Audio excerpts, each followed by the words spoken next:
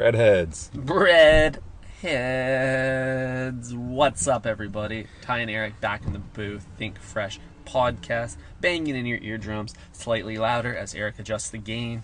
Or quieter. We don't know which way I turned it. Yeah, dude. You're always kind of fiddling with the knobs. One would call me a knobhead. A knobhead. The knob goblin. That's right. Mm-hmm. The tweaker. The tweaker. The freaky tweaker. Freaky tweaker. What the fuck? We are so back. It is a Tuesday, and Ty, we are quite busy this week. We've been busy because we launched a merchandise website, which you can go ahead and shop. You're going to want to go to shop.thinkfreshpodcast.com to shop our merchandise. And if you want to use a little cheeky discount, you can go ahead and use the code BREADHEAD for 10% off. That's all those are all facts, Eric. He only preaches the truth to the breadheads. That's right. The website just got a revamp, so it's looking really fresh as all things think. So definitely go give that a peruse. And I just also want to let the breadheads know this podcast and all of our merch is all satire. Don't worry about it. No need to think about the implications of a lawsuit. Mm-hmm. There are no implications because we can't be sued. Because we have no liability. For what we are doing, we could not be sued, so don't even try. We're unsuable. That's right. It's just satire. Can't be managed or sued. No, it cannot be managed. And if you want to be a guest on this show, go ahead and drop us an email. Mm-hmm. You can find the email on our various websites. Yeah, it turns out people want to be a guest. That's pretty exciting. Yeah, it is exciting. So, I don't blame them for wanting to come on the show. And, we probably will start getting some more guests soon. I think it's about time. We've been busy beasting in the underground or in the back end. We've been beasting in the back end. We have been. We were able to launch that site. We also redesigned our main site, which is quite fun. I gotta say, you should go check it out, thinkfreshpodcast.com. Mm-hmm. Yeah, it's looking really fresh there. Not like the avocado at Subway, I'll tell you that much. Oh my goodness. Dude, I haven't had the avocado from Subway in probably 4 years. I don't even know if maybe I've got it once on this podcast. If I did, I would have reported on it. I don't think I've ever touched it. And maybe I need to revisit it because we're speaking a lot of smack on the avo game there, and I know it's brown. I know it's creepy. I know there's a fly on it. But we can't really critique whether it tastes good or not. That's right, Ty. We've been doing a lot of lip smacking. Mm-hmm. However, we are not able to actually review the avocado because we haven't smacked our lips on it, if that makes sense. Yeah, 100%. It makes sense. It's kind of like when preteen boys talk about like their relationships and like they give advice to each other. They don't know anything. Yeah. That's like us with the avocado. Exactly. It's like, it's like asking your fat friend to be your personal trainer. Mm-hmm. It's like they don't know they're not qualified for the job. And it's the same thing with the sandwich artist. They're not qualified. They're neither a sandwich nor an artist, Ty. Yeah, I know, but I still feel like we're not. I think we need to train them. We are the sandwich artist's coach at the end of the day. And your sandwich artist it's kind of like, when there's a bad dog. You see a bad dog at the dog park, or a dog is misbehaving. And you know what people say, Eric? They say, you can't blame the dog, you gotta blame the owner. It wasn't well trained. This makes way too much sense, because at a dog show, who gets the medal? The owner. Yeah, the dog. If the dog's lucky, it gets a treat. And if the sandwich artist is lucky, it gets a tip. Exactly. Which they're notoriously unlucky. They're very unlucky, yeah. The over-under on them getting a tip is atrocious. Totally. I see a lot of comments about, Subway will launch a footlong, and they'll post about it on Instagram, but they'll just have like a million comments being like, make it $5. Mm-hmm. And breadheads, cut that shit out. It's not happening, okay? It's not happening. We need to establish a new baseline, because we can't go back from here. Mm-hmm. There's no way. You need to comment that on like the Federal Reserve's Instagram account, not Subway's. Because it's 100%. their fault that it doesn't cost $5. Yeah, drop the rates, Trudeau. we need those comments on the Trudeau fan page. Yeah, exactly. Bring us back the $5 footlong. Totally. If we had to prime minister candidate who I don't even know. I talk about politics so infrequently. I don't even know what it's called. But if they ran on make sandwiches $5 again, I think they would secure my vote. Yeah, 100%. A second best situation is make it longer. Like, maybe its sandwich costs $10 now, but maybe the sandwich could, if it was 24 inches, I'd pay the you know, there's there's two different approaches, so you can get creative with it. Yeah. We don't have to go perfectly back. Yeah. I'm going to give Subway some rare credit here, because I don't think we talk enough about the girth of the sandwich. We're all gung-ho about the 12 inches and the 6 inches, but if we're being honest, the girth has increased substantially from the days of, the $5 footlong. Like, think about it. When you were a kid, it would just fit perfectly in your tiny little hands, but now it's like, I'm a grown-ass man, I gotta two-hand it. You're two-handing it. You're not... When I was a kid, even, I felt like I could, plug that whole thing in my mouth. But now, I can't get my jaw around it. I have to, come in from the side, take a bite, come in from the other, take a bite. It's the only way. You gotta attack that thing at multiple angles. You gotta set up a, a strategic invasion on it. Multiple front lines. Exactly. You gotta flank it. The flanked steak is getting flanked. Oh, dude, the flank steak, when it's just hanging out of the sub, I'm flanking that. I'm eating the little overhang all around, and then I'm getting into the bun. Can I get a nibble? That's awesome, dude. 100%. So, you're right, though. The girth has... it's not substantial, but it has slowly increased in the same way that every year a tree gets another layer of bark. It's moving at about... it's growing at that pace, but over time you look back and you realize, wow, it's changed. Mm-hmm. It has changed, Ty. I think Subway needs to do a better job of advertising this. Potentially, just displaying a size chart on their menu. Just being like, hey, you can get the footlong, but just be aware it comes with a 5-inch circumference. For your pleasure. Yeah, exactly. Yeah, cross sections would be really helpful in the marketing material. It really helps you see, especially if you overlaid some measurements, just to really get a sense of the scale. Yeah, totally. Ty, I just thought about something, but I think we should hit up a sandwich shop for lunch today. Okay. I have my car. Why don't we go to Vinny's Subs? Ooh, should we do that today? I have some time. I know you got to jet on out of here tomorrow. You're leaving the province. Oh yeah. Catching a red eye to the cursed 6-inch. That's right. To Toronto. And I will be dabbling in their local handhelds, when in Rome. So it would be good to have one last sandwich before I skip town, just so that I have a bench line to compare to. Totally. Whenever someone goes on a flight, I think it's customary in my family to treat them to a meal. You know what I mean? Whether you buy it for them or not, you gotta spend time with the person before they leave. It could be the last time you see them. It's a send-off. Exactly. It's a send-off, yeah. And when you arrive, you share a pint together. You're celebrating the long journey across the continent. Yeah, that makes a lot of sense. Well, once I get over to Toronto, Eric, the East Coast does have a strong sandwich game. I feel like Boston's got a lot of sandwich. New York, obviously, sandwich hub.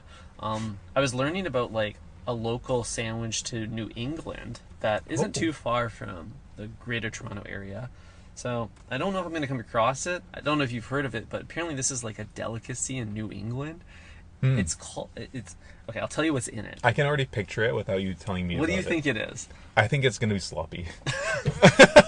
I honestly think it's a fucking plain hoagie with chowder inside. That's literally what I'm picturing. Seafood falling out of it.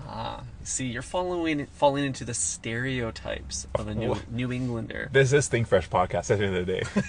We perpetuate all stereotypes. That's right. So it's not quite that. It's more, to revisit the term lip smacker, this sandwich is more about the chewing than it is about the ingredients. Well, I'll walk through the ingredients and then you'll understand. 2 slices of white bread, untoasted, nice and soft. A layer of peanut butter, and then a layer of gooey marshmallows. Look at this car. Wow, that's a cool car. We just watched a old ass Mercedes, older than Eric's, just drive by. do you think the mileage medal is on that thing? Mine is 4matic. Okay. Anyways, Ty, 2 pieces of bread. What's in between them? Peanut butter, Oh God, marshmallows. I hate this so much. This is like a treat for your like weird East Coaster. Dude, if you put marshmallows on anything other than a stick, like, that is the fucking worst thing ever. It turns out they're like really into marshmallows over there. Because I guess somewhere around Maine, that was where the marshmallow was invented. So they even have a festival every year called What the Fluff. And it's like a marshmallow themed festival, and these sandwiches are really popular there, but they're also just a common treat for children and adults alike. Mm-hmm. This is all hearsay. I have no idea. If you are from New England, sound off in the chat. Let us know if you've ever had one of these sandwiches. Do you want to know the name of them, Aaron? The name of the sandwich? Yeah, it has a name, as many things When you do. say them, what do you mean? Oh, Is it a non-binary sandwich? well, how would you gender a sandwich? I wouldn't gender it. It's an inanimate object. Precisely, them. It. It? How would you name it? Makes sense to me. Okay, well, it is plural because more than one exist. Oh, there's more than one type of marshmallow peanut butter monstrosity. Oh, no, there's only one type, but there's many individual units. You can assume that more than one has been produced in this world. I feel like 0 exists at a time unless you're actively eating one. Made to order? Yeah. They're made to order, kind of like our merch. Wow, that's crazy. All Subway sandwiches are made to order, too, which is insane when you think about it. Yeah. Like, in this exact moment, there is not that many, if not zero, full Subway sandwiches. You're right. Because Like, they're either deconstructed completely, or they have a bite taken out of them. I think we have this. We have the facts on how many sandwiches are made a minute, right?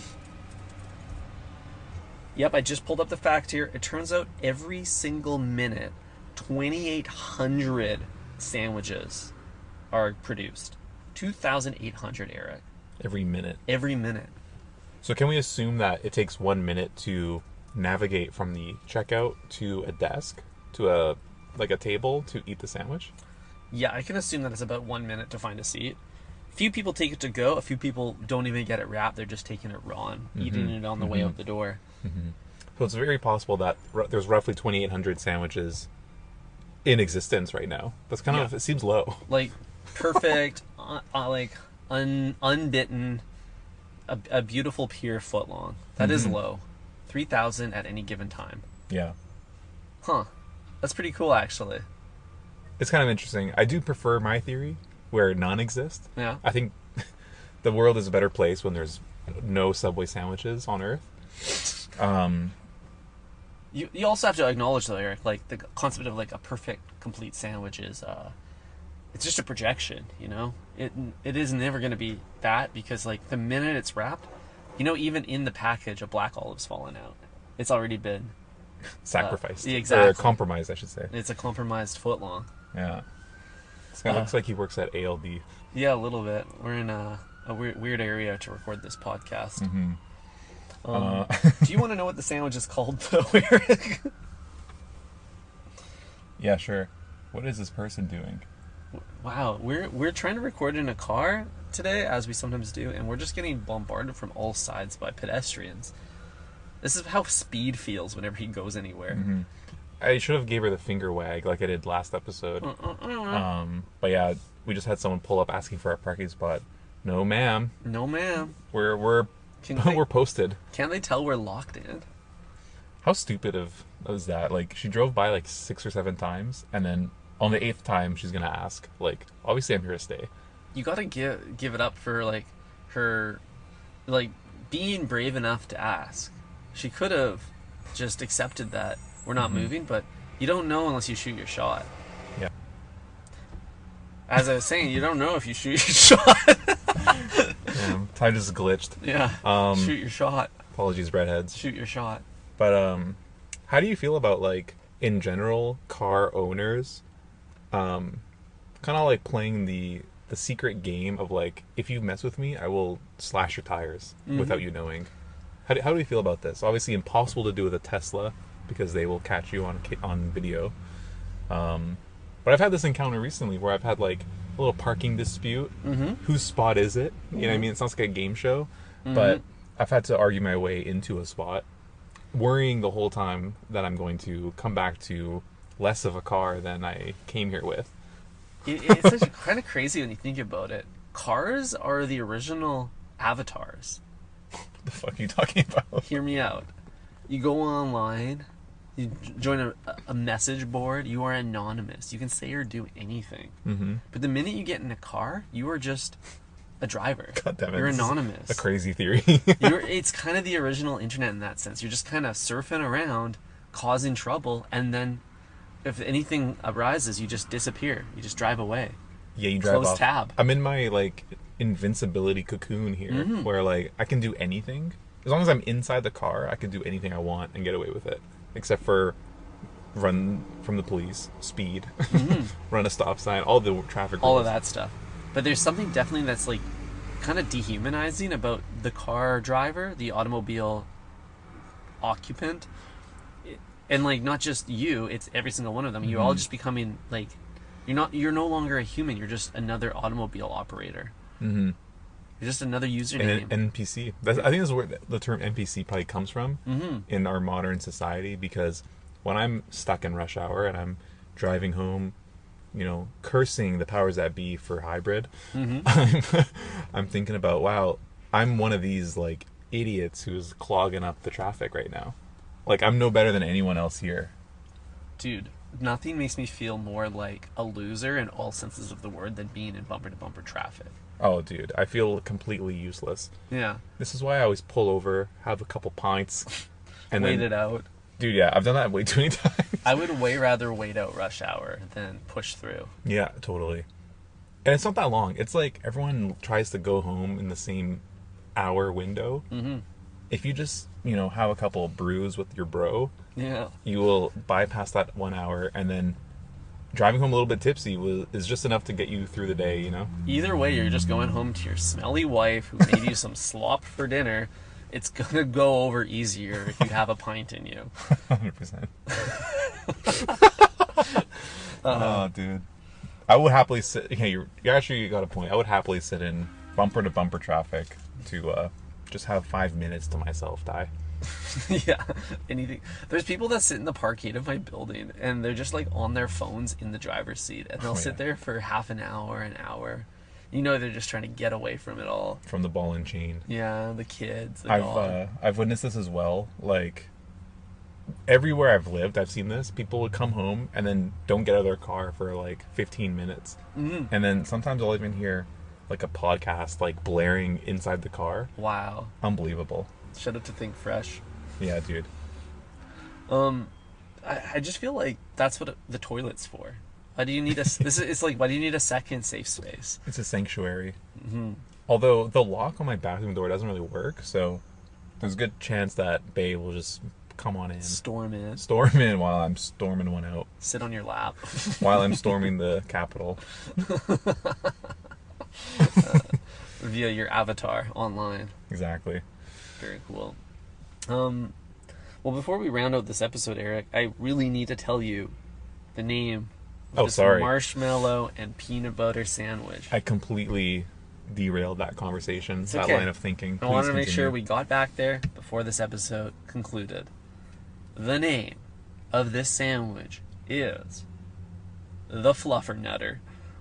Oh no. Oh yeah. Oh no. The Fluffernutter. The Fluffernutter. Sounds like my furry gamer tag. Yeah. That's also Eric's PS5 account name. Yeah. Dude, what a crazy fursona. Persona, yeah, it is. Wow. I can't top that pun. Nutter butter? Fluffernutter. Fluffernutter. You've had nutter butter, I'm sure. Yeah, I've had nutter butter. Dude, nut butter. All butters that are nuts, very good. Dude, peanut butter is the craziest name for any food.